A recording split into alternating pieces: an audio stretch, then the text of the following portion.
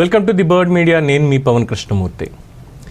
ఆంధ్రప్రదేశ్ రాష్ట్ర విభజన జరిగింది. ఉమ్మడి ఆంధ్రప్రదేశ్, తెలంగాణ ఆంధ్రప్రదేశ్ కింద విడిపోయింది. తెలంగాణకి 66 కోట్లు ఎంతో మిగులు బడ్జెట్ ఉంది. ఆంధ్రప్రదేశ్కి ఏమో 16,000 కోట్ల లోటు బడ్జెట్ ఉంది. అంటే ఈ లోటు బడ్జెట్ అన్న దాని మీద ఒకసారి గుర్తుపెట్టుకోండి. ఏముంది పవన్, 16,000 కోట్లే కదా. 16,000 కోట్లు మనకి ఇచ్చేటువంటి బడ్జెట్లో ఎంత? పన్నులు ఒక్క రూపాయి పెంచారు అంటే ఆ లోటు కూడా బడ్జెట్ని పూర్తి చేసుకోవచ్చు, అసలు లోటే లేకుండా చేసుకోవచ్చు. అయినా 16,000 కోట్లు ఏముందిలే, ప్రజలు మనం పన్నులు కట్టేస్తాం కదా, పెద్ద ఏం పోయేది లేదు అని. సరేనండి, ఆంధ్రప్రదేశ్కి సంబంధించి 16,000 కోట్లే కదా లోటు, తీర్చేసుకుందాం అనుకున్నాం.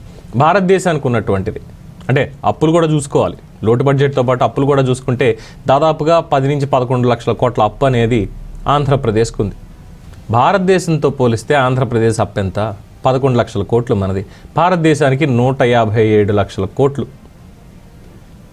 157 లక్షల కోట్లు, 100 లక్షల కోట్లు అంటే దాదాపుగా 1 కోటి కోట్లు అనుకోవచ్చా? మీరే చెప్పాలి అది. సో ఈ విధంగా ఇంత అప్పు దాకా ఉంది మనకి. బయట నుంచి తీసుకొచ్చాం, దాన్ని కూడా ఎలాగో తీర్చుకుంటాం. అది ప్రపంచ బ్యాంక్ అవని, ఇంకోటవని 140 కోట్ల మంది ఉన్నాం కదా, ఏదో ఒకటి చేసుకోవచ్చులే అనొచ్చు. మరి మిగతా దేశాల పరిస్థితి ఏంటి? అందులోనూ ముఖ్యంగా ప్రపంచ పెద్దన్నగా ఉన్నటువంటి అమెరికా పరిస్థితి ఏంటి? నిజంగానే ఈ మాట అంటే నవ్వుతారేమో. పవన్కి ఏమైనా కాస్త వెర్రెక్కిందా? అమెరికా అప్పుల్లో ఉండడం ఏంటి? అంత అగ్రదేశం, వాళ్లే ప్రపంచానికి అన్నీ చేస్తూ ఉంటారు. మొత్తం అంతా చాలా ధనిక దేశం కదా అది. వాళ్ళకి ఎక్కడి నుంచి ఉన్నాయిలే అప్పులు పెద్ద, ఆయన ఉన్నా కూడా చాలా మైన్యూట్గానే ఉంటాయి, పెద్ద ఏమి ఉండవు. పవన్ అన్నిలాగా మాట్లాడతాడు అనుకోవచ్చు మీరు. కానీ నేను మాట్లాడితేనో ఇంకొకళ్ళు చెప్తేనో అందరికీ అర్థం కాకపోవచ్చు.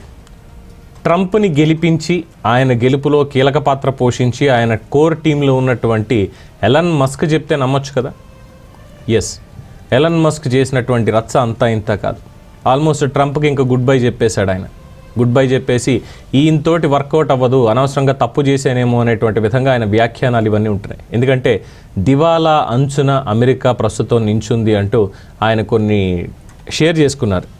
ఇన్ఫ్యాక్ట్ వాల్ స్ట్రీట్ జర్నల్కి సంబంధించినటువంటి డిస్కషన్లో వాళ్ళు ఇచ్చినటువంటి డీటెయిల్స్ వీటన్నిటిని కూడా షేర్ చేసుకుంటూ ఇంట్రెస్ట్ పేమెంట్స్ కావచ్చు, అంటే అమెరికాకి ఉన్నటువంటి మొత్తం 3 ట్రిలియన్ల దాకా అప్పు పైనే ఉంది. ఇంకా ఎక్కువే ఉందంటే ఆ సంఖ్యలు చూస్తుంటే నాకే అర్థం కావట్లేదు దాన్ని ఎలా ప్రొనౌన్స్ చేయాలనేటువంటిది. 36 లక్షల కోట్ల డాలర్లు అనుకోవాలా, లేదంటే 3 కోట్ల చిల్లర డాలర్లు అనుకోవాలా? 3 కోట్ల కోట్లు డాలర్లు ఎలా లెక్కేస్తే దాన్ని మన భారతదేశ కరెన్సీల రూపాయల్లో లెక్కేసుకుంటే ఇంకెంత అనేది చెప్పలేం, ఆ విధంగా ఉంది.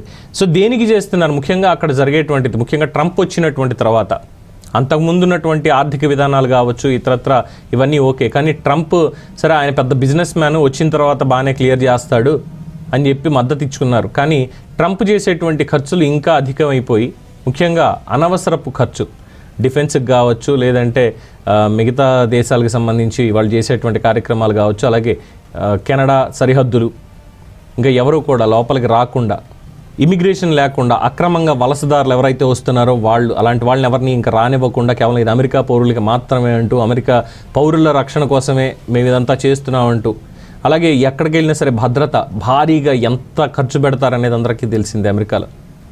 సో వీటన్నిటికీ చేస్తూ పూర్తిగా తీసుకెళ్ళి డెఫిసిట్లో పడేశాడు. దివాలా అంచున ఉంది ప్రస్తుతానికి. దీని మీద ఇక ఆర్థిక ప్రణాళికలు రచించుకోకపోతే, దానికి సంబంధించి కేర్ఫుల్గా లేకపోతే అమెరికా పరిస్థితి కూడా ఇంకా ముందు కష్టతరమే. ప్రపంచం మీద పడుతుంది దాని పర్యవసానం అంతా కూడా. ఆర్థిక మాంద్యం అమెరికాలో ఉంది అంటే ప్రపంచం కుదేలైపోతుంది, ప్రపంచ ఆర్థిక వ్యవస్థ కుప్పకూలేటువంటి అవకాశం ఉంది అని చెప్పి ఆయన చెప్పడం జరిగింది. సో దాదాపుగా ఇది ఎలా ఉందంటే యుఎస్ బడ్జెట్ డెఫిసిట్ అనేది లోటు, ఇందాక అనుకున్నట్టుగా లోటు ఎలా ఉందంటే $2 ట్రిలియన్. ఆంధ్రప్రదేశ్కు ఉన్నటువంటి 16,000 కోట్ల లోటుకే మనం ఇంతలా అనుకుంటే, అమెరికా లాంటి అగ్రరాజ్యానికి ఏకంగా $2 ట్రిలియన్, బిలియన్ కూడా కాదు, $1 ట్రిలియన్. ప్రతి సంవత్సరం ఆ లోటు పెరుగుతూ వెళ్తోంది అని చెప్పి వాల్ స్ట్రీట్ వాళ్ళు చెప్పడం జరిగింది. ప్రతి సంవత్సరం కూడా. అలాగే 100 బిలియన్ పర్ మంత్ నేషనల్ డెట్కి 100 బిలియన్ పే చేస్తున్నారు అని చెప్పి కూడా డీటెయిల్స్ ఉన్నాయి. సో ఇవన్నీ కూడా పెట్టి అమెరికా అప్పుల్లో కూరుకుపోయింది. అయ్యే ట్రంప్, నువ్వు తీసుకునేటువంటి నిర్ణయాలు ఇవన్నీ కూడా పద్ధతిగా లేవు, అందుకే నేను కూడా తప్పుకుంటున్నాను అంటూ ఎలన్ మస్క్ పక్కకు వచ్చేసాడు. నా వ్యాపారాలు ఏమో నేను చేసుకుంటానంటూ. సో ట్రంప్ తీసుకునేటువంటి నిర్ణయాల వల్ల అమెరికాకి లాభం చేకూరకపోగా ఎక్కువగా నష్టమే మిగలబోతోంది అనేది వాళ్ళు చెప్తున్నటువంటి విషయం. మరి అమెరికా పరిస్థితి ఎలా ఉంటుంది? ఒకవేళ అమెరికా ఆర్థికంగా కుప్పకూలిపోతే ప్రపంచం పరిస్థితి ఏమవుతుంది చూడాల్సిందే.